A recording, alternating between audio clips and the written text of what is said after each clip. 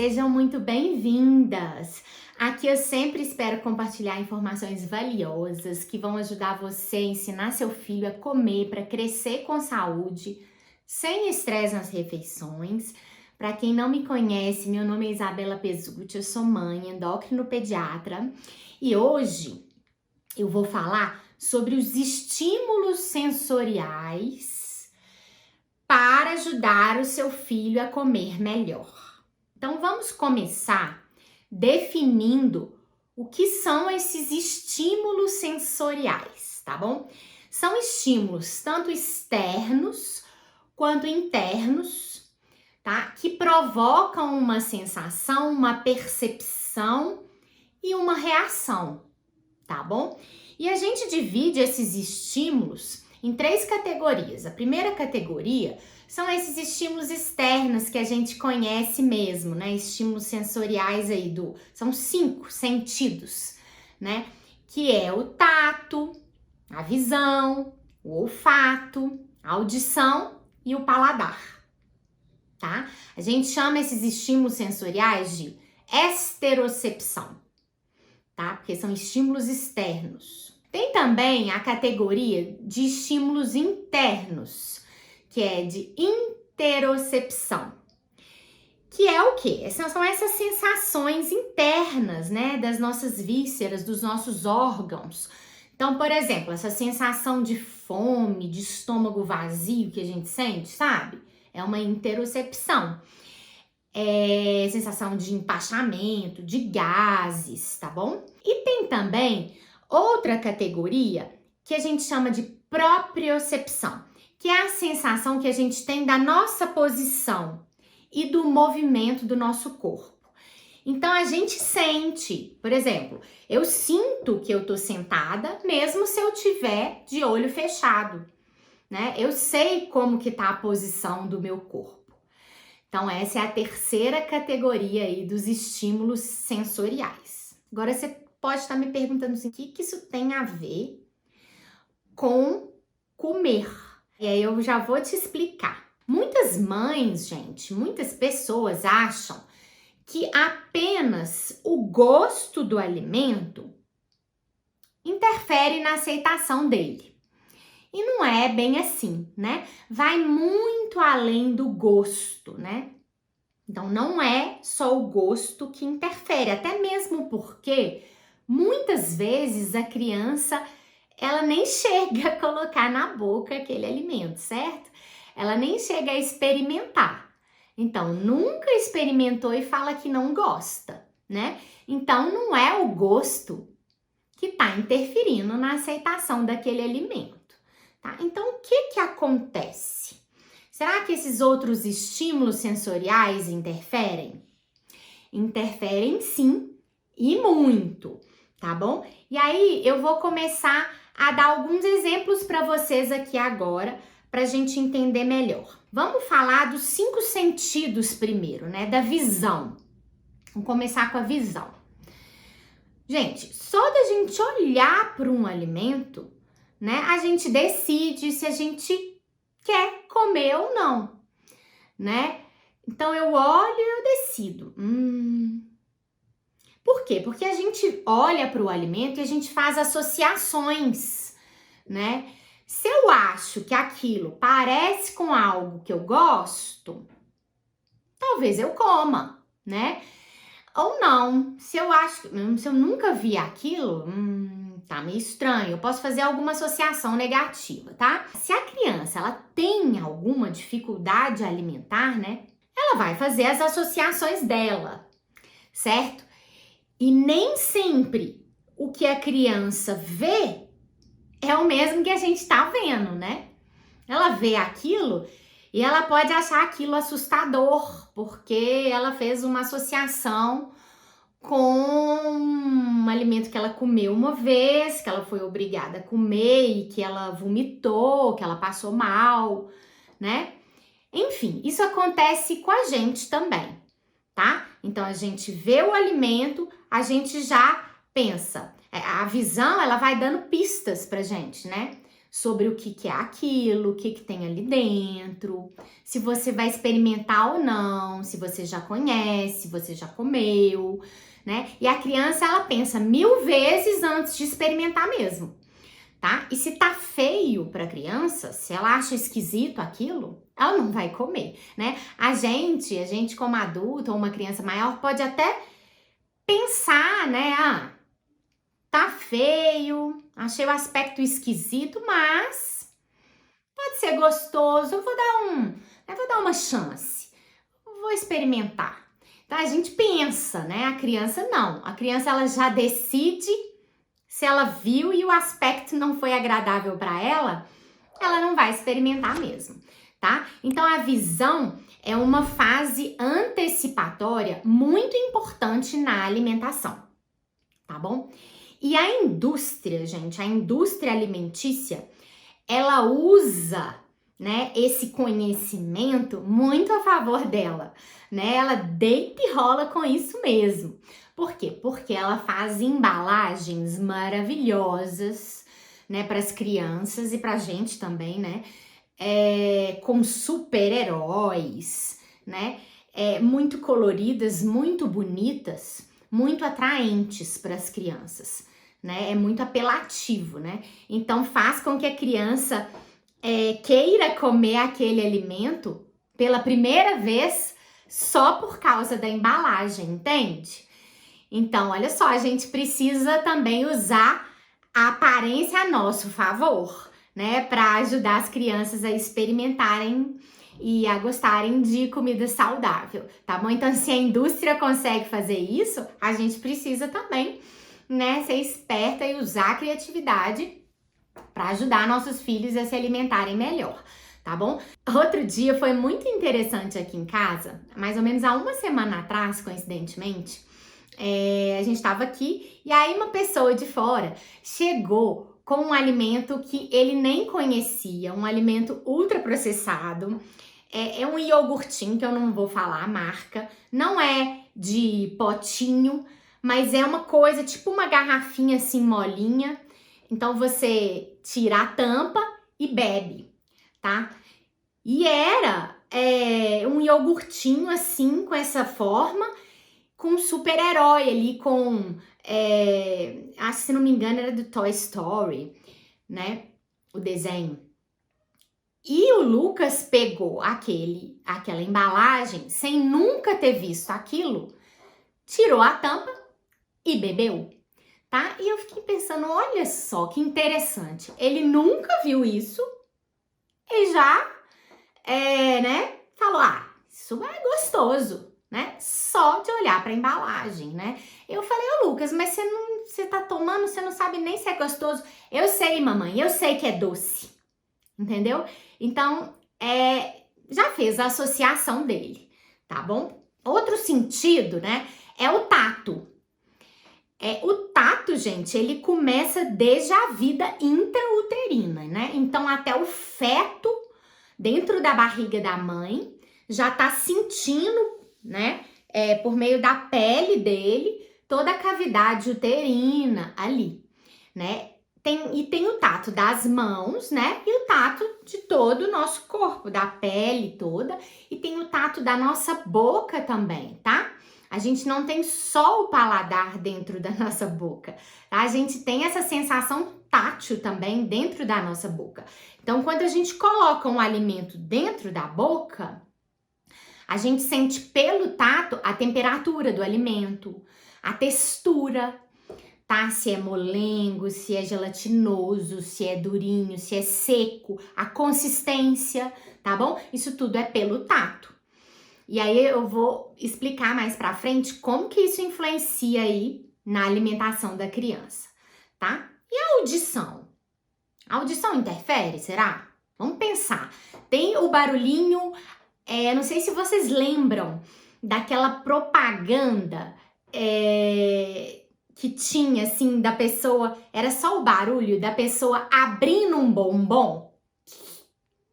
Então, quando você ouvia aquele barulho, você já sabia que era o bombom, né? Mesma coisa quando você abre uma bebida, aquele barulhinho do gás, né? Você já sabe o que que é, se é gostoso ou não para você, né? O barulhinho da pipoca estourando também. Então você já sabe o que que é.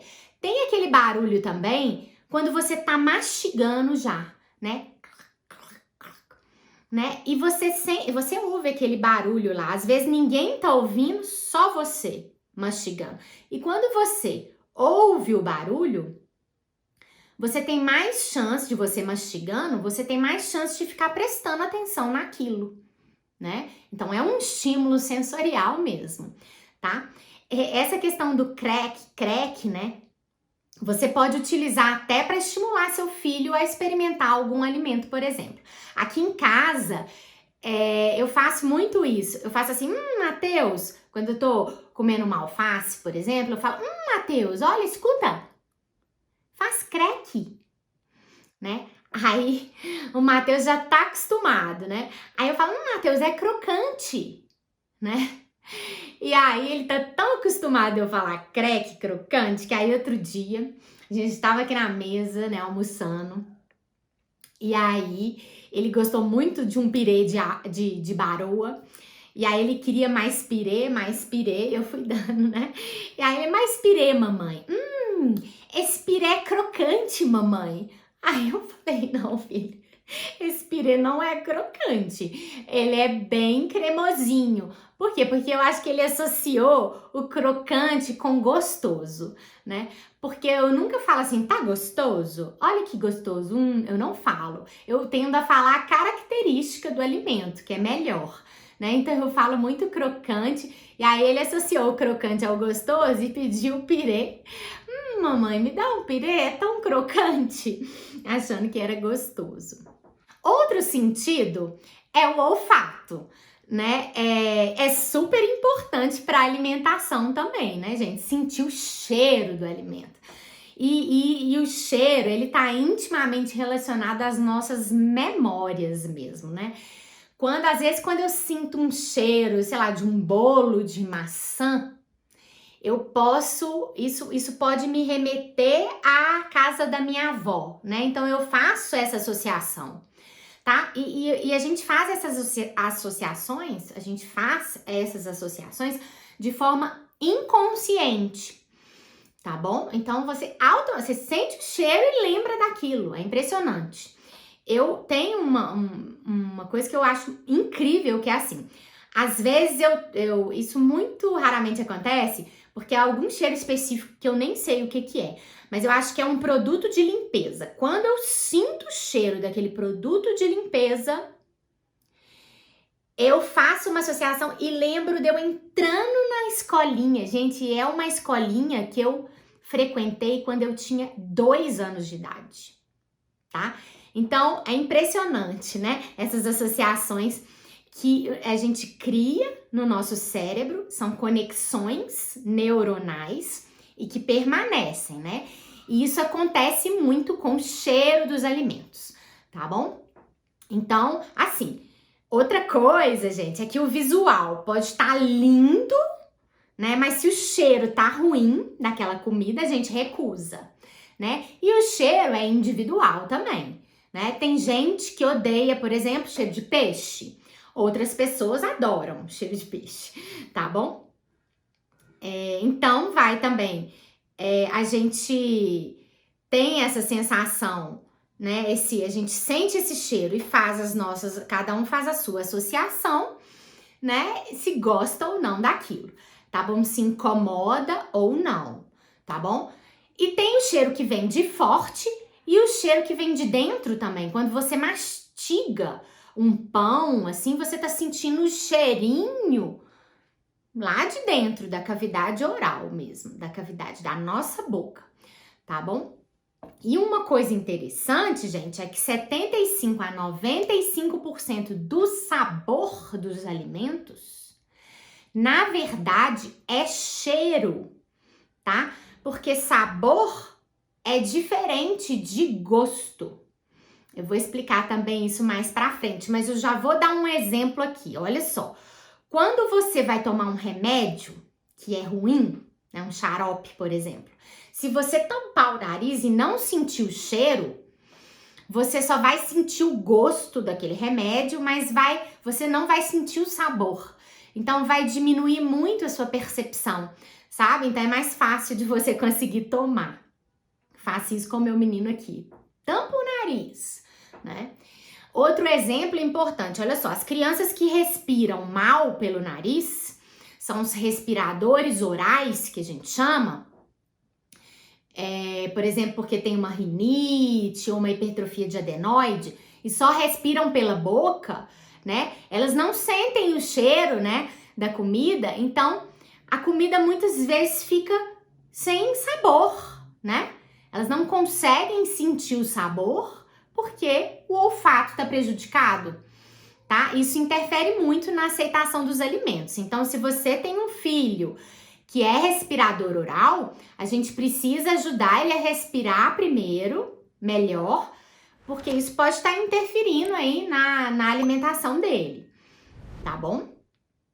Agora, a gente tem crianças e pessoas, adultos, com transtorno do processamento sensorial. Então, às vezes o cheiro, que para pessoas que não têm esse transtorno, tá ok aquele cheiro, mas quando tem transtorno, o olfato ele não se adapta àquele cheiro e aí fica muito intenso aquele estímulo, né?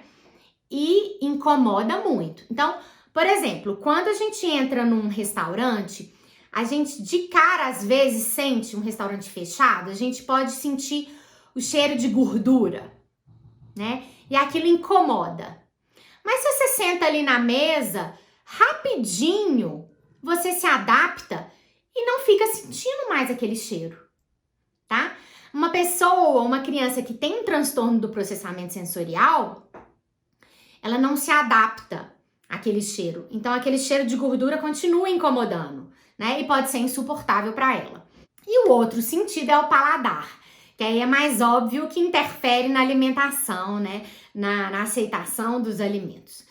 E como eu disse, gente, gosto é diferente de sabor, né? Para sentir o gosto, o alimento precisa entrar em contato com as papilas gustativas que estão na nossa língua, no nosso palato, na nossa cavidade oral, tá bom? Tem 5 tipos de gosto. Então, é o doce, o salgado, o azedo, o amargo e o umami, que foi descoberto um pouco tempo depois, né? O umami, gente, é o gosto saboroso, é um gosto agradável. Umami é uma palavra de origem japonesa, tá bom?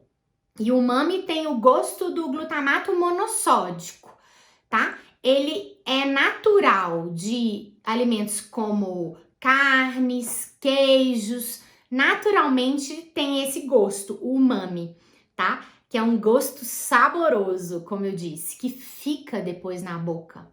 Quando você come um alimento, terminou de comer, aquele gosto fica, é umami, tá? E a indústria alimentícia, ela usa muito desse, né? Desse gosto do umami, porque torna o alimento hiperpalatável. Então, ela adiciona muito glutamato monossódico nos alimentos ultraprocessados para fazer com que a pessoa sinta esse gosto, esse umami, tá bom? Que faz o alimento ficar irresistível, muito mais saboroso, tá bom? E então são 5 gostos, mas sabor são inúmeros sabores, tá? Infinitos sabores, porque sabor é a combinação do gosto com o tato, né? Com a textura daquele alimento na boca, combinação também com o olfato e com as memórias, com as associações que a pessoa faz. Então, isso é que dá o sabor. Então, o gosto é o salgado, azedo, né? E o sabor não, o sabor pode ser sabor da alegria, o sabor tutti-frutti, o sabor da infância, tá bom? Então, o sabor é isso, é muito mais do que o gosto. Bom, além desses 5 sentidos, como eu disse, tem as sensações internas, né? Sensação de fome, saciedade, estômago vazio, tá? De empachamento. A gente sempre tem que confiar que a criança, ela pode ter essas sensações internas de fome e saciedade preservadas, então que ela vai comer o tanto que ela precisa, a não ser que ela esteja doente, que ela tenha algum transtorno, tá bom? E tem também essa questão da sensação interna de propriocepção, como eu disse, que é a sensação da posição do nosso corpo e do movimento. Por isso que é importante a criança estar bem acomodada na cadeirinha para ela conseguir comer, tá? Então é importante você, se for uma criança menor, que ela esteja bem posicionada. Então com a mesa aí na altura da linha axilar dela, tá bom? Com os pés apoiados de preferência. Por quê? Porque se ela fica com os pezinhos soltos, por exemplo, uma criança que tem um transtorno do processamento sensorial, né, que os estímulos são muito intensos para ela, se ela fica com o pezinho balançando, isso pode distrair ela, tá? E pode atrapalhar ela de focar na comida e de se alimentar, tá bom? Mas é sempre importante, de qualquer forma, todas as crianças e nós também, adultos, ficarmos bem posicionados para a gente conseguir comer bem. Bom, vocês entenderam já um pouquinho desses estímulos sensoriais e talvez já captaram a importância disso para a alimentação, né? Mas eu vou só reforçar aqui para vocês, tá? Que como seres humanos, nós experimentamos o mundo através dessas sensações, tá? E particularmente nossas mãos e nossa boca tem muitos receptores sensoriais, tá? A mão e a boca, essas regiões, elas são representadas por uma grande área no nosso cérebro, tá bom? Então, é uma via muito importante de conhecimento do mundo, em especial dos alimentos, tá? Por isso que é muito importante a criança utilizar a mão para aprender a comer, por exemplo, na introdução alimentar, tá bom? Porque pegar já é experienciar mesmo, tá bom? Aquele alimento. E a gente vê muito isso no bebezinho, né, gente? O bebezinho leva muito a mão. Frequentemente, o bebezinho leva a mão na boca, né? Ele tá conhecendo aquela mão. Então, ele leva a mão na boca, né? Isso é muito lindo. Então, conhece o mundo através da mão e da boca, tá bom? Então, a gente precisa utilizar isso na alimentação também, tá? Precisa permitir isso para os nossos filhos. Vamos pensar, então, no mundo ideal, né? Como que essas sensações interferem na aceitação dos alimentos de uma criança desde antes dela nascer. Num mundo ideal, a mãe teve uma alimentação saudável, ainda grávida, tá? Uma alimentação saudável e variada, né? E isso já trouxe experiências para o feto através do líquido amniótico. O líquido que envolve o feto na barriga da mãe, ele tem o gosto dependendo da alimentação da mãe. Então, vamos supor que a mãe teve uma alimentação saudável e variada, então o bebê, o feto, antes de nascer, já teve contato, aquelas experiências com aqueles gostos variados. Isso facilita a aceitação de alimentos quando ele nasce, depois que ele fica grandinho, tá bom?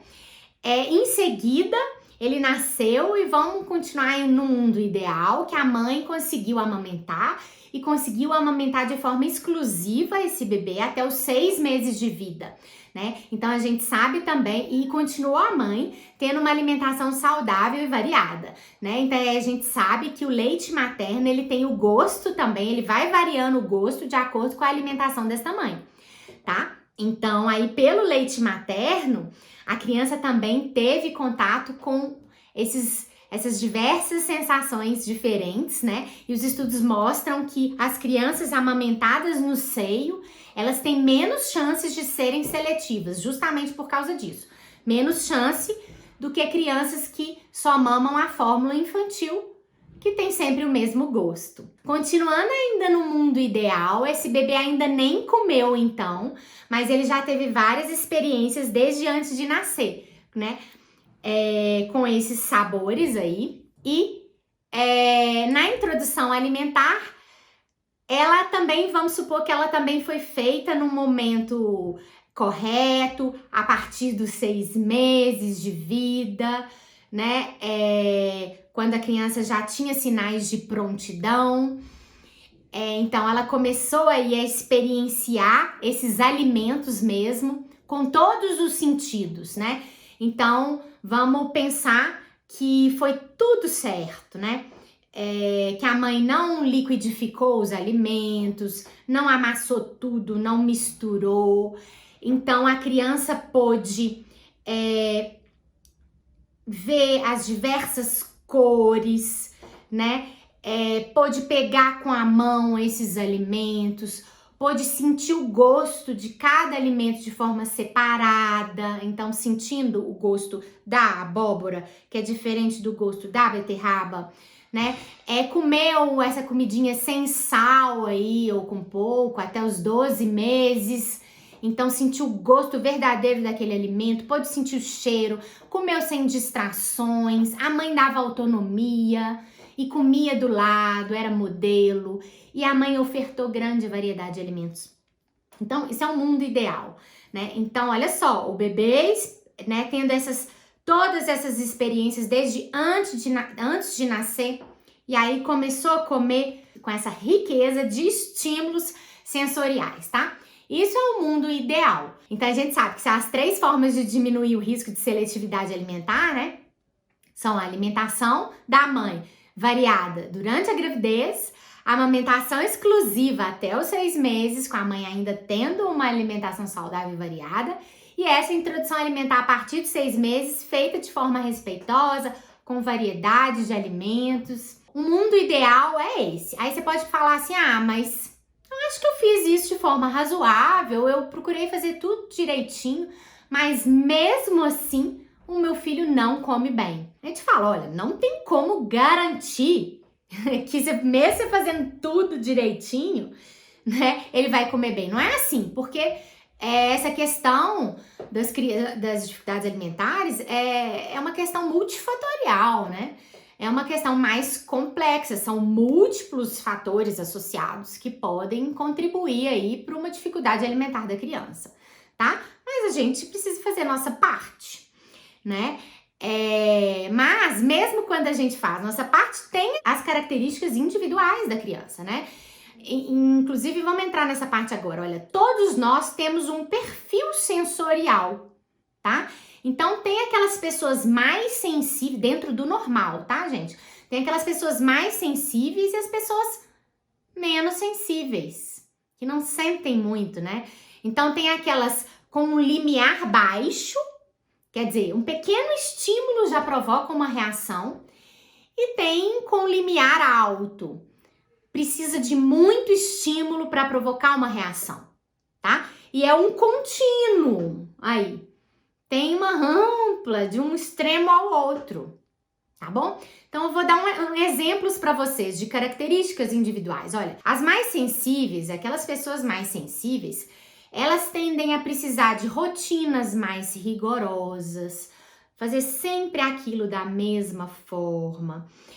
Restaurantes cheios, não é a praça delas, né? Não incomoda, é muito estímulo, né? Elas são pessoas que tendem a evitar experiências novas, coisas diferentes, não só na alimentação, mas na vida, tá bom? Então, são pessoas que tendem a querer sempre comer a mesma coisa, às vezes até a mesma marca.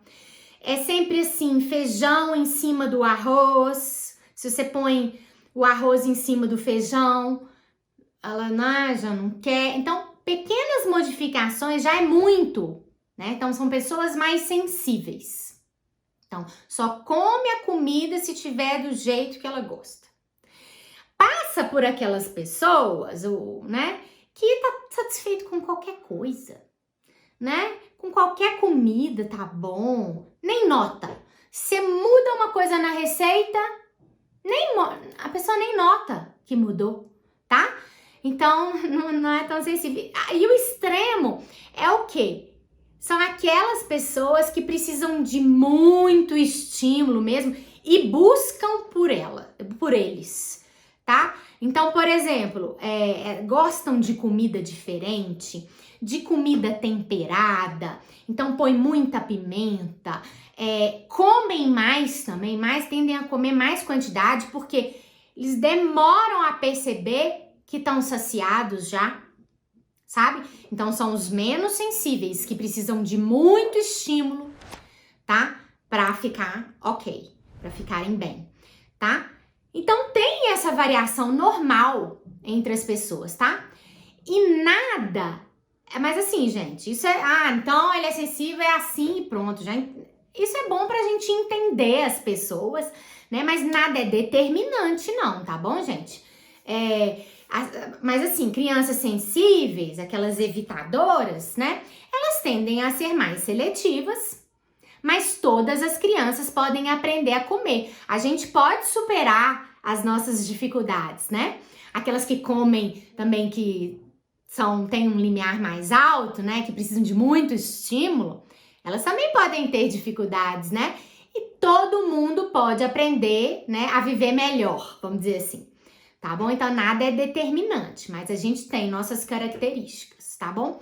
Além disso, o contexto das refeições da família, a ansiedade da mãe também tá associada a isso, se a criança vai ter uma dificuldade alimentar, tá bom? Então, é uma coisa bem complexa, né? Não é uma coisa simples que determina se a criança tem dificuldade alimentar ou não. E eu falei aqui dessa normalidade, né, de características individuais aí, de perfil sensorial, mas tem também pessoas com transtorno do processamento sensorial, que aí já sai do normal. Quando que eu suspeito que minha criança tem um transtorno do processamento sensorial? Por exemplo, existem pistas para a gente suspeitar, né? Por exemplo, aquela criança que tem aflição de andar descalço. Só isso já é muito estímulo para ela. Não brinca na areia, né? Não tolera muito ruído, né? Então, aquele barulho incomoda muito, um barulho que não incomodaria normalmente, já incomoda muito, que não tolera determinados alimentos de determinada textura, então todos os alimentos molhados ele não tolera, né? Ou que quando coloca algum alimento que não tolera na boca, tende a vomitar ou fazer náusea, ânsia de vômito, na verdade, né? Ou também tem, então, essa hipersensível, né, de um lado, então, no transtorno já. Ou tem aquelas que já não tem muito, é o oposto, né? Tá no outro extremo, mas já no transtorno, né? Então, não sentem o alimento na boca, então ficam com aquele alimento na boca muito tempo mastigando ali. E esquece até que tá comendo ali e não engole, né? E fica lá, quando você vê, tá lá um alimento lá na boca, tá? Então, esse transtorno do processamento sensorial, ele pode ocorrer tanto em crianças com desenvolvimento típico, né, ou não, tá? Mas também podem aprender a comer e a superar as dificuldades, tá bom? O processo pode ser mais lento, mais difícil, mas as crianças têm muito progresso também, tá bom? Bom, então eu falei lá da situação ideal, da mãe que desde a gravidez comeu direitinho, amamentou, fez a introdução alimentar direitinho. E aí você pode pensar assim, mas já era, porque eu não consegui amamentar e agora meu filho é seletivo, já tem 8 anos e não tem mais nada o que fazer? Não, ainda tem, né? Comer é aprendido em qualquer idade, inclusive na idade adulta, com as estratégias corretas, né, gente? E os sentidos, eles continuam muito importantes em qualquer idade, tá bom? E uma das formas de experienciar os alimentos, utilizando os sentidos, né, tendo essas oportunidades, continuar ofertando esses alimentos que são rejeitados. Agora, tem que tomar cuidado, porque ofertar pode ser sentido como uma pressão pela criança, né? Quando você faz assim, quer banana? Come banana! Você tá ofertando, mas é uma pressão. Tá bom? Então, ofertar, mas sem nenhum tipo de pressão, tá? Mas todo hábito é difícil de mudar, mas é possível, né? E a infância é um período muito precioso, né? É uma janela de oportunidades, porque na infância é mais fácil de mudar um hábito do que na vida adulta, porque a criança ela tem uma plasticidade cerebral maior que a do adulto, tá? Então, existem milhões de possibilidades, né, de formarem novas conexões cerebrais aí, de aprender coisas novas, tá? Isso é muito mais fácil na criança do que no adulto. Aí você pode estar dizendo, mas eu não consigo fazer meu filho experimentar nada. E aí eu te falo, experimentar não é só colocar na boca, tá? Existem várias etapas até uma criança querer provar um alimento, até ela ter coragem de colocar na boca por vontade própria, né? E aí a gente tem que parar de falar para a criança experimentar, porque ela acha que é só colocar na boca, mastigar e engolir, e não é. Ela pode experienciar os alimentos com todos os sentidos, desde a visão, olfato, tato, audição, tá bom? Então a gente tem que agir nesse sentido. Então, antes de colocar uma criança para colocar um alimento na boca, ela tem que tolerar ver aquilo, ela tem que tolerar chegar perto, sentir o cheiro, para depois ela ter coragem de colocar na boca e talvez engolir, tá bom? E se ela tá tocando, ela já está experienciando. É isso que vocês têm que ficar mais tranquilas, porque, meu filho não experimenta. Não, ele tá experienciando, tá? Troca a palavra, tá? Usa experienciar, que tá tocando, tá bom? E o processo até comer pode levar mais ou menos tempo, dependendo da idade da criança, tá? Dependendo do perfil dela, se ela é mais sensível ou não, tá bom? Então é muito individual, o que importa é a direção que você tá, né? O caminho que você pega. Então, no final das contas, o que fazer?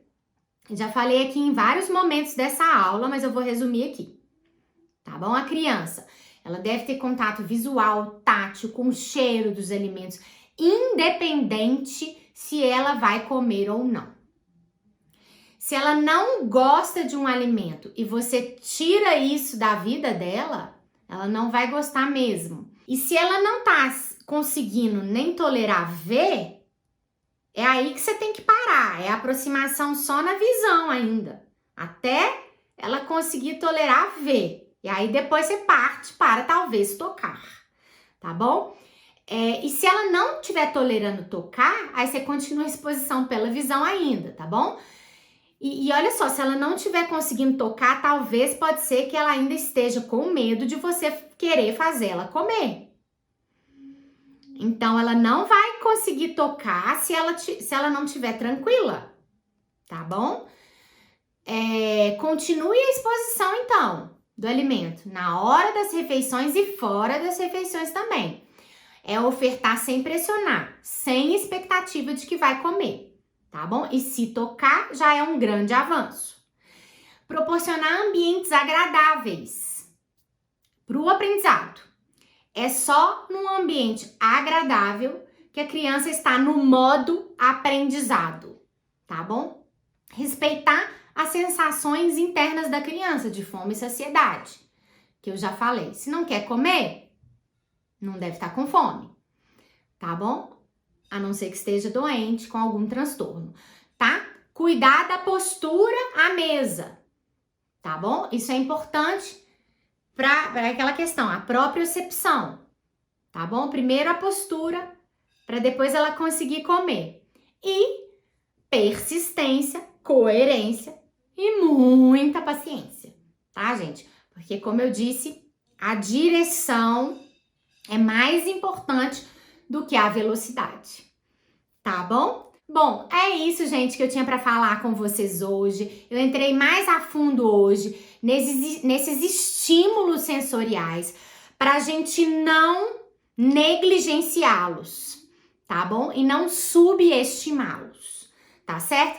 Podem interagir comigo, mandar perguntas, dúvidas, eu tô à disposição, tá bom? Se você acha que esse conteúdo pode ser útil para alguma mãe, para alguma família, compartilha, tá? Me siga no Instagram, no Facebook, se inscreva no meu canal do YouTube, tá bom? Um beijo para vocês e até a próxima!